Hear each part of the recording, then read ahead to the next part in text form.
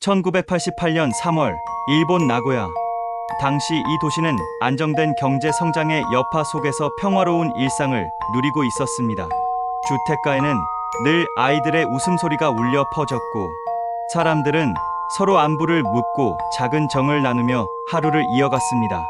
겉으로는 모든 것이 평온해 보였지만 이 봄날의 한순간 그 평화는 무너지고 말았습니다. 여러분, 지금부터 은빛 드라마와 함께 일본 범죄사에 남은 충격적인 미스터리 사건을 들려드리겠습니다. 끝까지 집중해 주시고 앞으로도 저희 채널의 이야기들이 궁금하시다면 구독과 알림 설정 부탁드립니다. 피해자는 27살의 임산부 사토 아케미 씨였습니다. 곧 출산을 앞두고 있었던 그녀는 누구보다 다정한 성품으로 이웃들에게도 좋은 평판을 얻고 있었습니다. 남편 사토 켄지 씨는 성실하게 직장 생활을 이어가며 아내와 함께 곧 태어날 아기를 기다리고 있었습니다. 두 사람은 소박했지만 따뜻한 가정을 꾸려가고 있었고 앞으로의 삶은 행복으로 가득 차 있을 것처럼 보였습니다. 그러나 1988년 3월 18일 저녁 켄지 씨가 퇴근해 집으로 돌아왔을 때 그는 평생 잊지 못할 광경을 목격합니다. 현관을 열었을 때 느껴진 것은 평소와 다른 불길한 정적이었습니다. 늘 어서 와요라며 맞이해주던 아케미 씨의 목소리는 들리지 않았습니다. 켄지 씨는 불안한 마음으로 거실 문을 열었습니다. 그 순간 그의 앞에 펼쳐진 장면은 악몽 그 자체였습니다. 아내 아케미 씨는 거실 바닥에 쓰러져 있었습니다. 양손은 뒤로 묶여 있었고 목에는 전선으로 추정되는 줄이 감겨 있었습니다. 잔혹하게 조여진 흔적은 범인이 얼마나 무자비했는지를 보여주고 있었습니다. 그러나 그보다 더 끔찍한 광경이 눈에 들어왔습니다. 아케미 씨의 배가 무참히 갈라져 있었습니다. 바닥은 피로 물들어 있었고 그 옆에는 작은 아기가 놓여 있었습니다. 피투성이로 세상에 나온 그 아기. 놀랍게도 그는 살아 있었습니다. 막 세상에 나온 지 몇 분밖에 되지 않은 채 울음을 터뜨리고 있었습니다. 켄지 씨는 충격에 몸이 굳어버렸습니다. 떨리는 손으로 전화를 붙잡아 경찰에 신고했고 곧 구급대와 수사관들이 현장으로 달려왔습니다. 그러나 이미 늦었습니다. 그의 아내 아케미 씨는 숨이 끊어진 뒤였습니다. 현장에 도착한 경찰과 구급대원들조차 말을 잇지 못했습니다. 그날의 광경은 그들에게도 평생 지워지지 않는 기억으로 남게 되었습니다. 사건을 담당한 나고야 경찰의 타나카 마사오 경위는 현장을 둘러보며 고개를 저었습니다.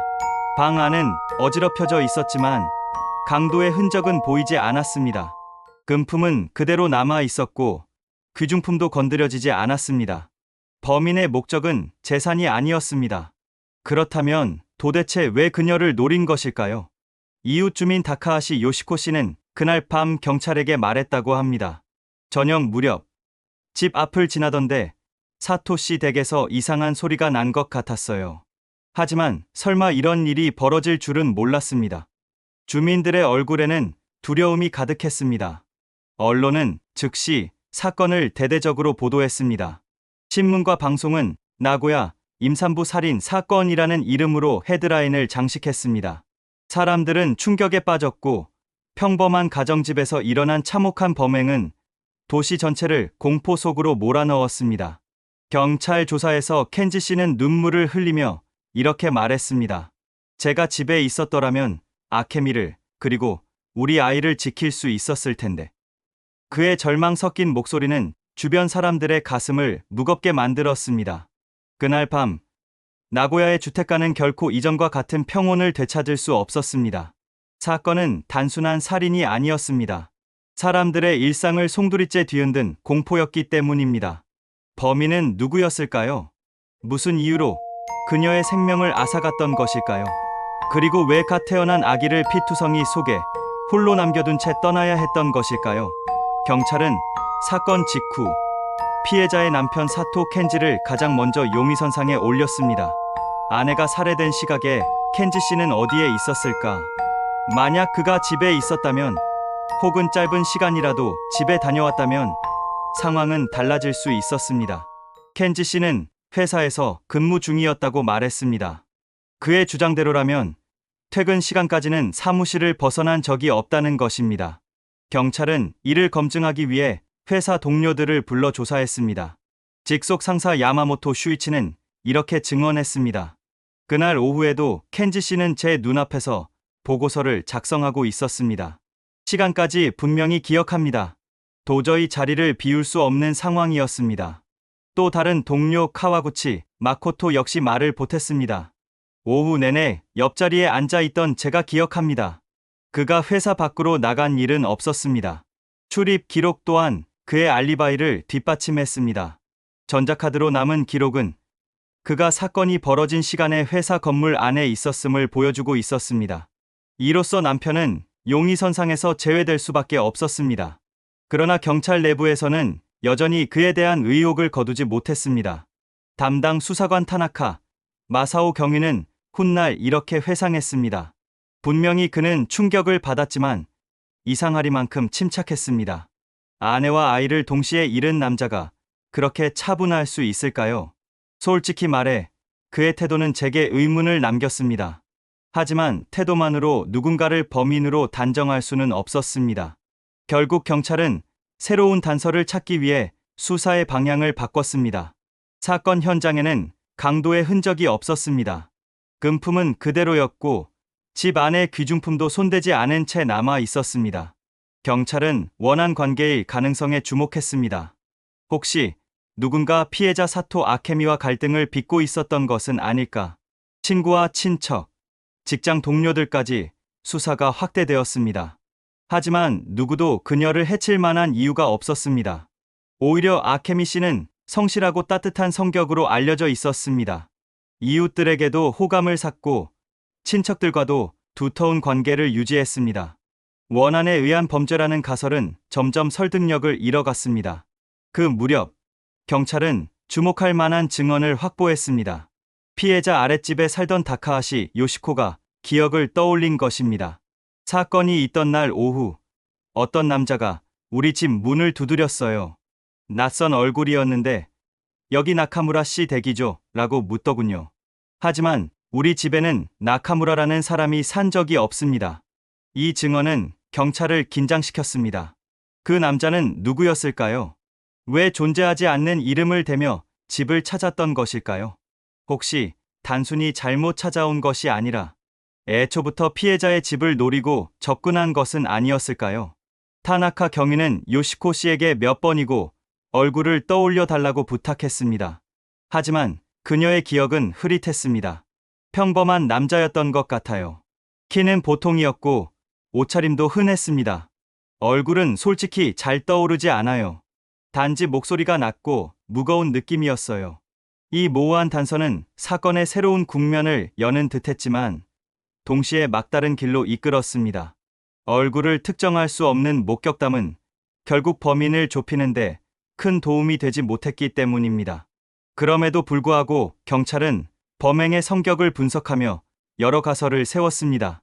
첫 번째는 범인이 의료 지식을 가진 자일 가능성이었습니다.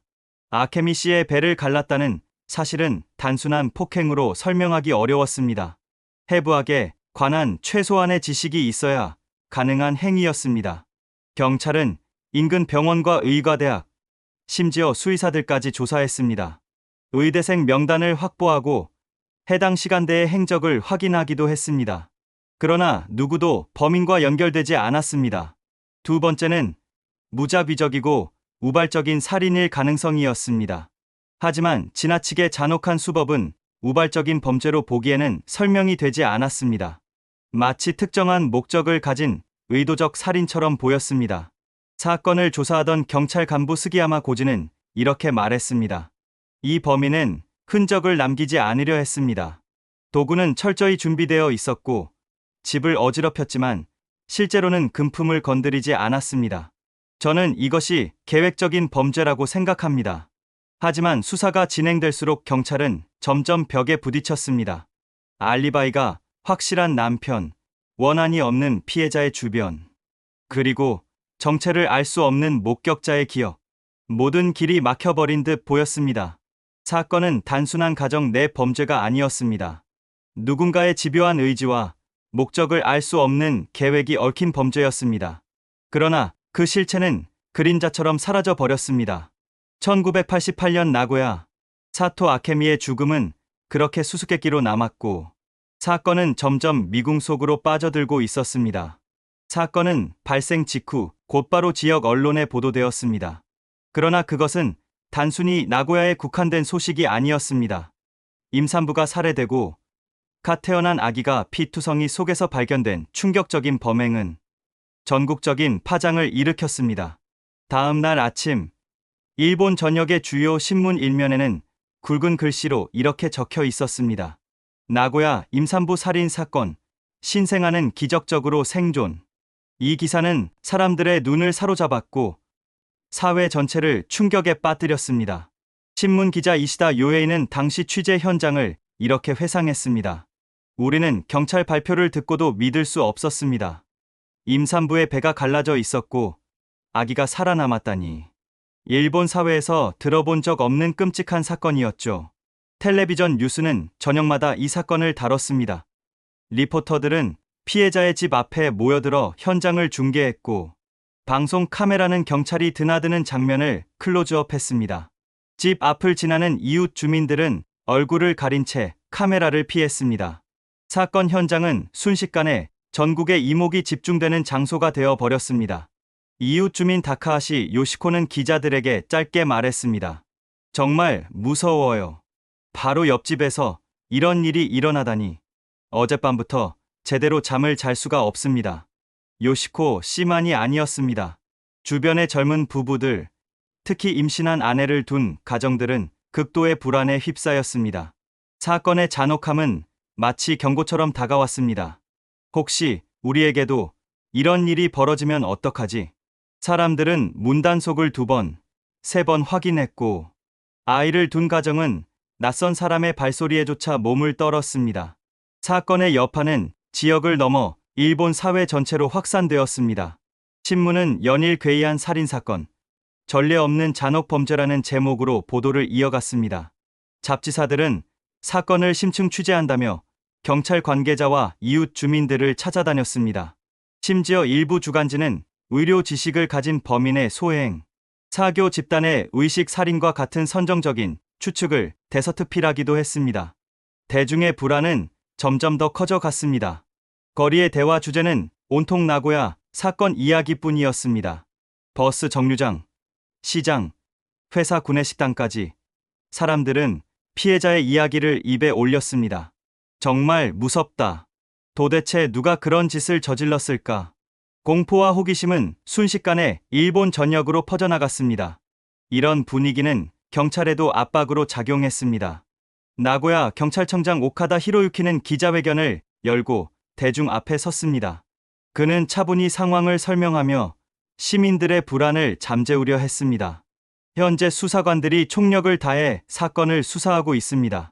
시민 여러분께서는 과도한 불안에 휩싸이지 마시길 바랍니다.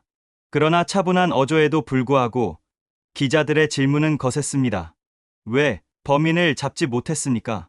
남편의 알리바이는 확실합니까? 목격자의 증언은 신뢰할 만합니까? 오카다 청장은 모든 질문에 명확히 답하지 못했습니다. 경찰이 확보한 단서는 너무나 부족했고 사건의 전모는 여전히 안개 속에 가려져 있었기 때문입니다. 사건을 보도하던 언론은 결국 하나의 질문으로 귀결되었습니다. 범인은 누구인가?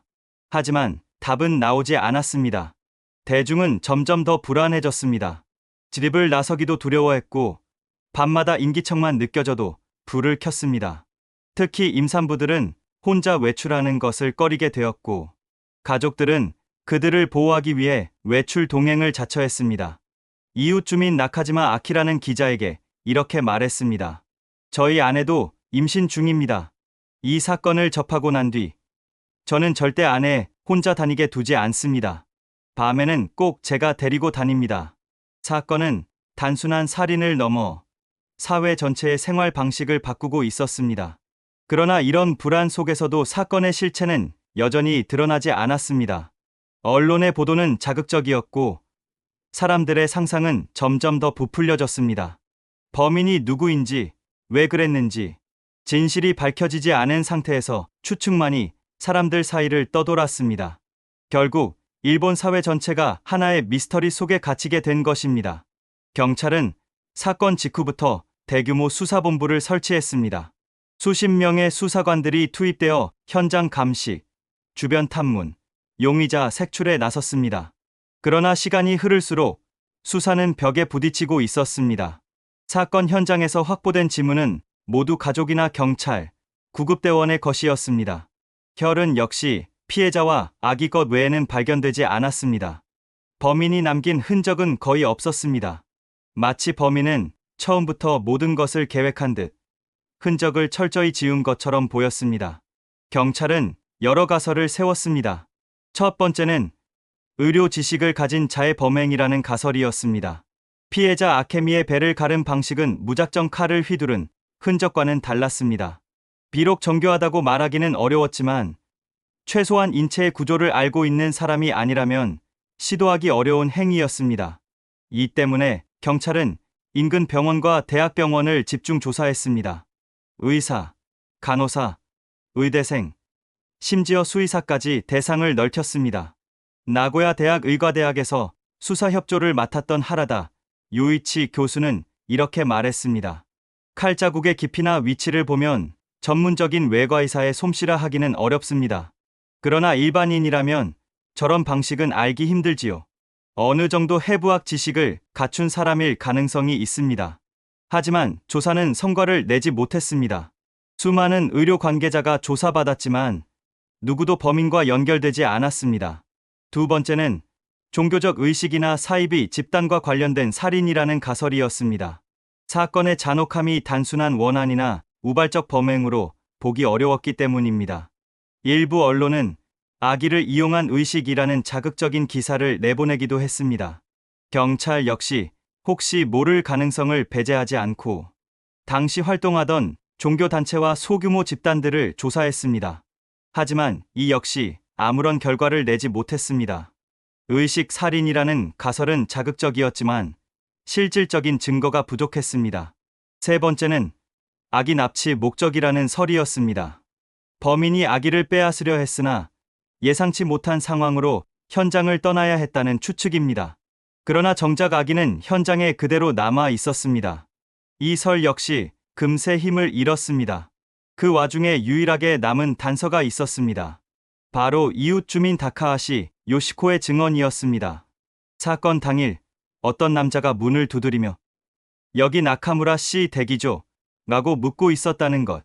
그러나 그 집에는 나카무라라는 사람이 살지 않았습니다. 이 수상한 남자는 누구였을까요? 경찰은 나카무라라는 이름을 중심으로 조사를 벌였습니다. 인근에 같은 이름을 가진 사람이 있는지 확인했고 혹시 피해자의 지인 중 나카무라라는 인물이 있는지 추적했습니다. 그러나 마땅한 연결고리는 나오지 않았습니다. 타나카 마사오 경위는 훗날 이렇게 말했습니다. "우리는 그 남자가 우연히 잘못 찾아온 것이라고 믿지 않았습니다. 그는 분명 어떤 의도를 가지고 있었을 겁니다. 하지만 얼굴도 나이도 신분도 그 무엇도 알 수 없었습니다." 시간이 흐르면서 사건은 점점 다른 방향으로 흘러갔습니다. 언론은 새로운 소문을 만들어냈고 시민들 사이에는 수많은 추측이 떠돌았습니다. 남편이 사실은 연루된 게 아니냐, 아케미 씨가 과거에 감춰온 비밀이 있었던 것 아니냐, 범인은 전문적인 킬러일지도 모른다. 이런 이야기들은 경찰의 공식 발표와는 무관했지만 사람들의 불안과 호기심 속에서 끝없이 퍼져나갔습니다. 그러나 현실의 수사는 차갑게 정체되어 있었습니다. 경찰이 수백 명의 수사관을 투입했음에도 불구하고 사건은 점점 미궁 속으로 빠져들고 있었습니다. 범인은 흔적을 남기지 않았습니다. 목격자는 얼굴을 기억하지 못했습니다. 동기는 전혀 밝혀지지 않았습니다. 1988년 나고야의 봄날, 한 여인의 생명을 앗아간 이 끔찍한 사건은 그저 수많은 가설만 남긴 채 점점 깊은 어둠 속으로 사라지고 있었습니다. 시간은 흘렀습니다. 사건 직후 전국적인 주목을 받았던 나고야 임산부 살인 사건은 해마다 조금씩 사람들의 기억에서 희미해져 갔습니다. 그러나 경찰 기록 속에서는 여전히 풀리지 않은 미스터리로 남아 있었습니다. 사건 발생 후 1년, 경찰은 수사 인력을 줄였습니다. 10년이 지나자 담당 수사관들이 차례로 은퇴했습니다. 타나카, 마사오 경위 역시 정년을 앞두고 마지막 회상 속에서 이렇게 말했습니다. 우리는 최선을 다했지만 결국 아무것도 밝혀내지 못했습니다. 범인은 마치 그림자처럼 사라져 버렸습니다. 피해자 사토 아케미의 남편, 사토 켄지는 아내와 태어나자마자 어머니를 잃은 아이를 홀로 키워야 했습니다. 그는 경찰 조사에서 수차례 눈물을 흘리며 자책했습니다. 그날 집에 조금만 일찍 왔다면 아내와 아이 모두를 지킬 수 있었을 텐데. 그의 삶은 죄책감과 슬픔 속에서 이어졌습니다. 그리고 피투성이 속에서 태어난 아기. 사람들은 그를 기적의 아이라고 불렀습니다.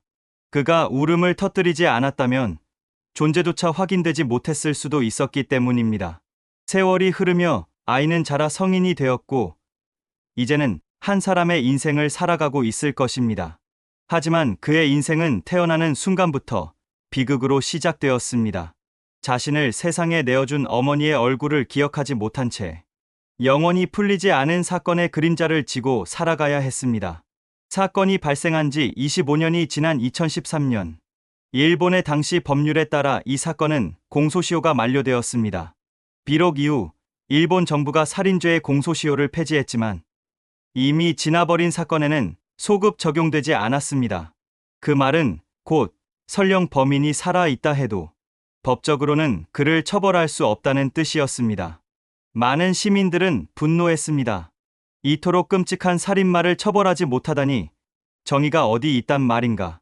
그러나 법은 냉정했습니다.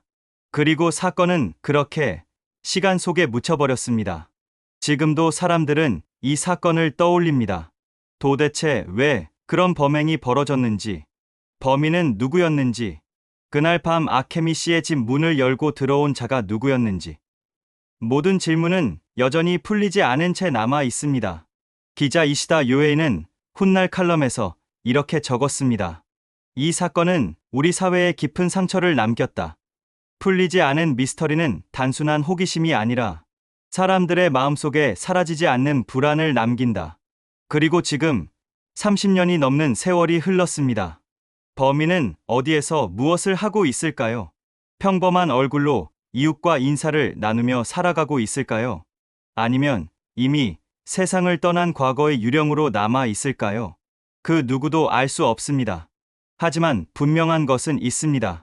1988년 3월 18일, 나고야의 한 조용한 가정집에서 한 여인이 무참히 살해되었고 그 곁에서 한 아기가 울음을 터뜨리며 세상에 나왔다는 사실입니다. 이 두 가지 사실만큼은 결코 지워지지 않습니다. 사토 아케미의 죽음은 아직도 미스터리입니다. 사토 켄지의 눈물은 아직도 많은 이들의 마음속에 남아 있습니다. 그리고 기적처럼 살아남은 그 아이는 지금도 어머니의 빈자리를 안고 살아가고 있을 것입니다. 시간은 흐르고 세상은 변했지만 이 사건이 남긴 질문은 여전히 유효합니다. 범인은 누구였을까요?